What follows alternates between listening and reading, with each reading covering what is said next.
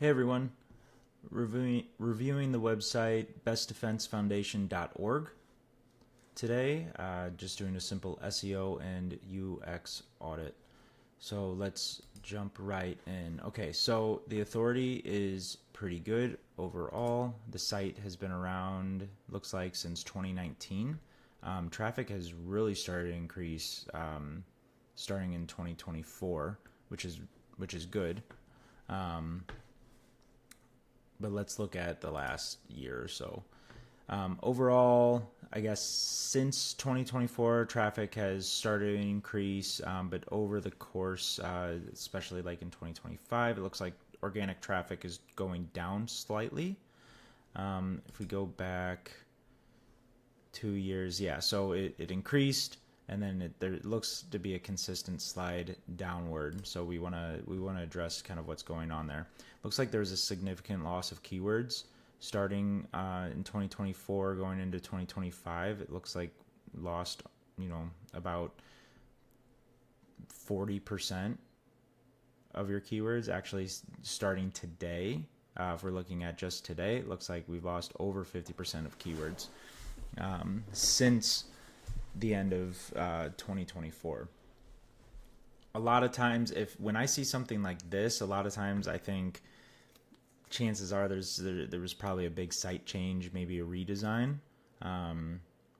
We see this all the time in this area when content is taken off the site or a big redesign happens, wording changes, things like that. There's a lot of keywords that end up getting lost because if we just aren't careful about making sure that we're still ranking for the same keywords. Sometimes these things can be strategic. A lot of times they can end up hurting sites, which is probably what I'm seeing here, and also considering the consistent slide of traffic overall. This is probably something that needs to be addressed urgently. When we are looking at overall keywords right now, ranking for over 2,000 keywords, only 67 of them are in the top 3 positions.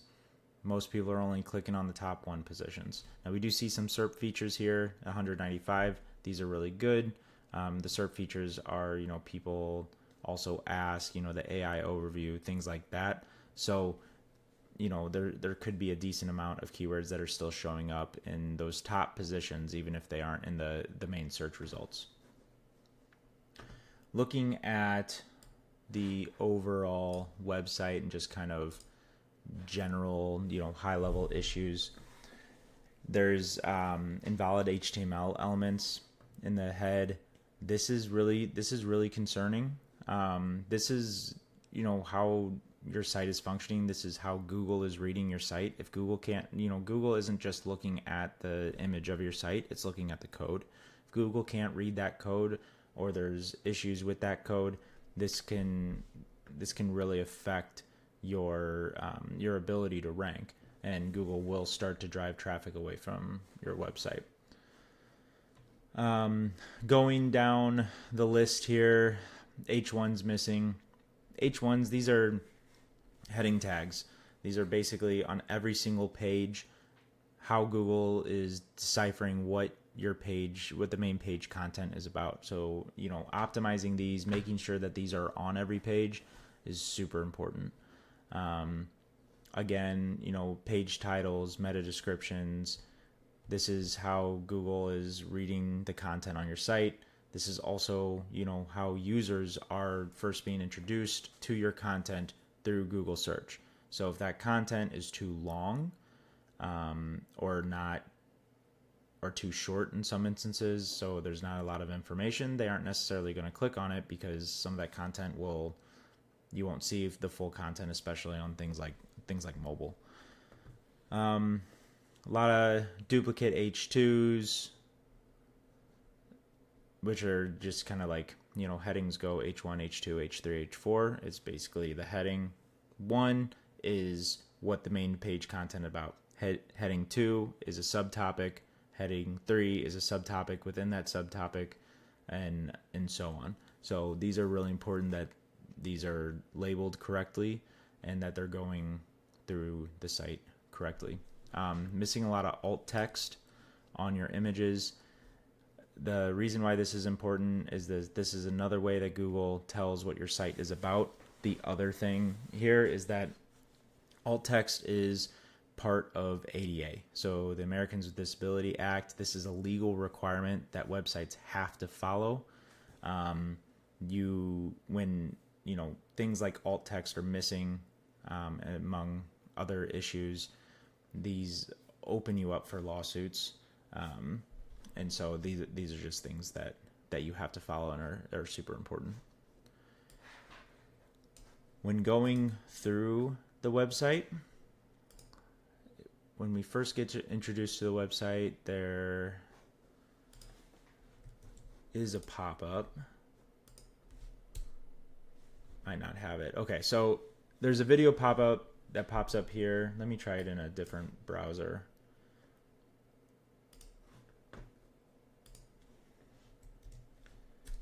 So that we can see it. Okay.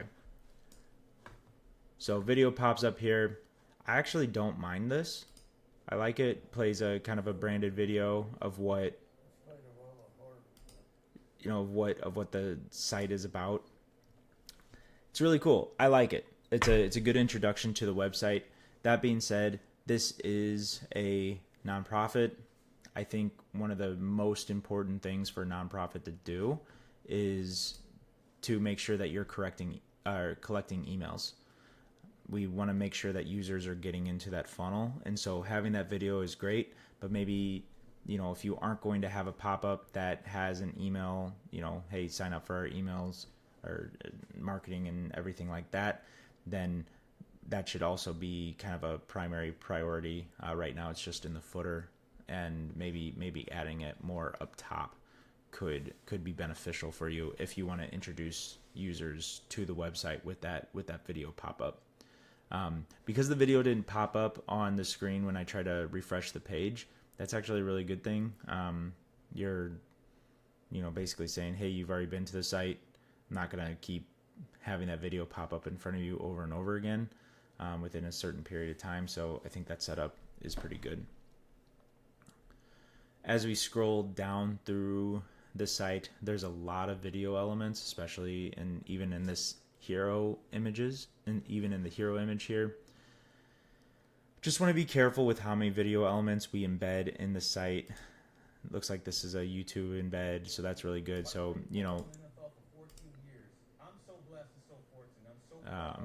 looks like I'm having trouble. Okay, so we were having trouble immediately just trying to pause that video.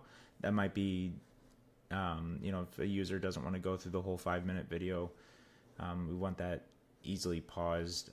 That was a little wonky on that end, so might want to look into that. But overall, there's a lot of video elements. These elements could slow down the site and could hurt users, especially on things like mobile. Desktop, it's not too bad, but it is something that we want to be sure of and address.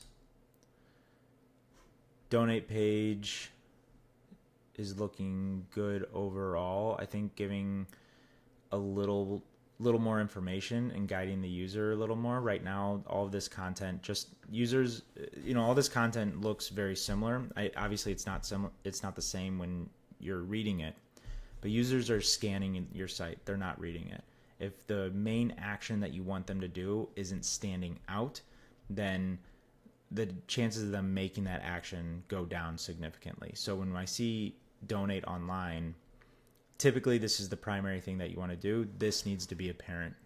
It has the same weight as this information right here.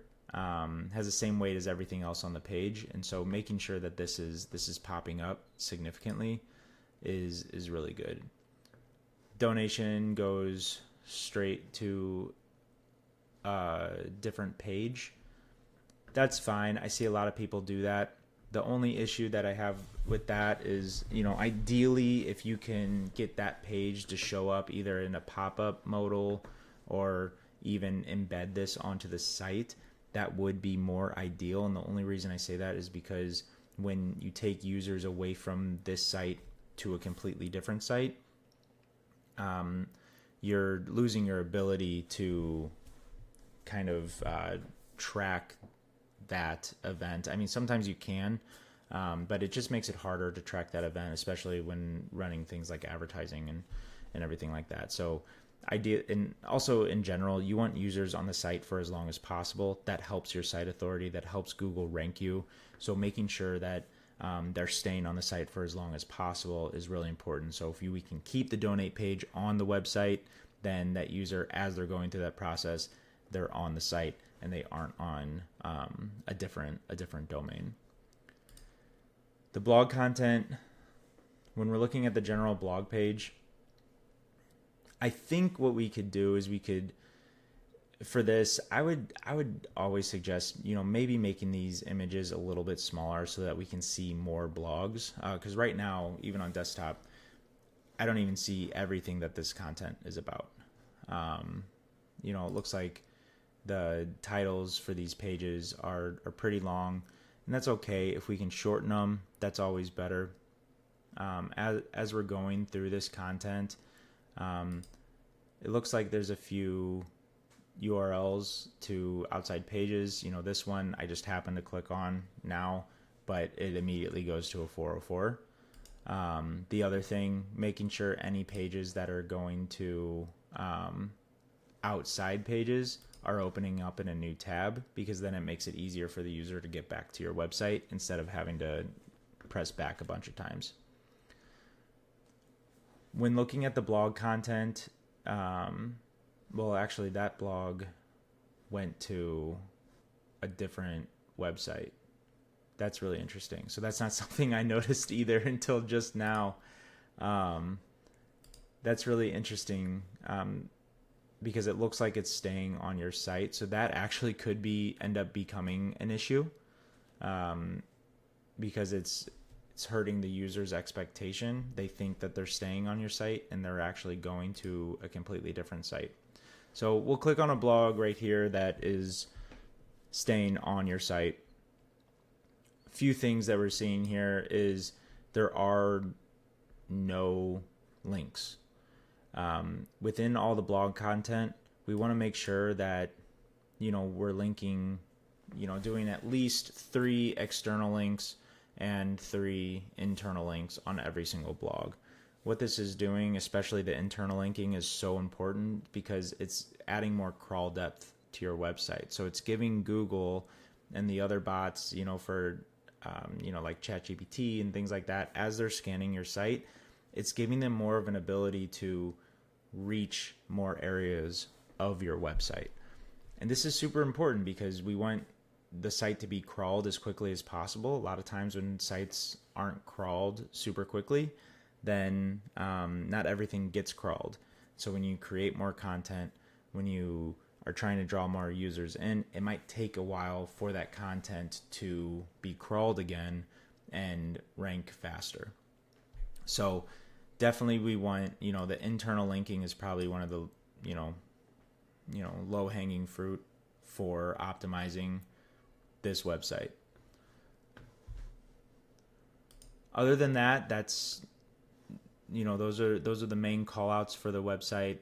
Again, really addressing why these keywords dropped, why the traffic's dropping, because as a nonprofit, we need to make sure that as many users as possible are coming in to the website so they can get as many donations as possible. So making sure that we stop this slide as quickly as possible is going to be super important.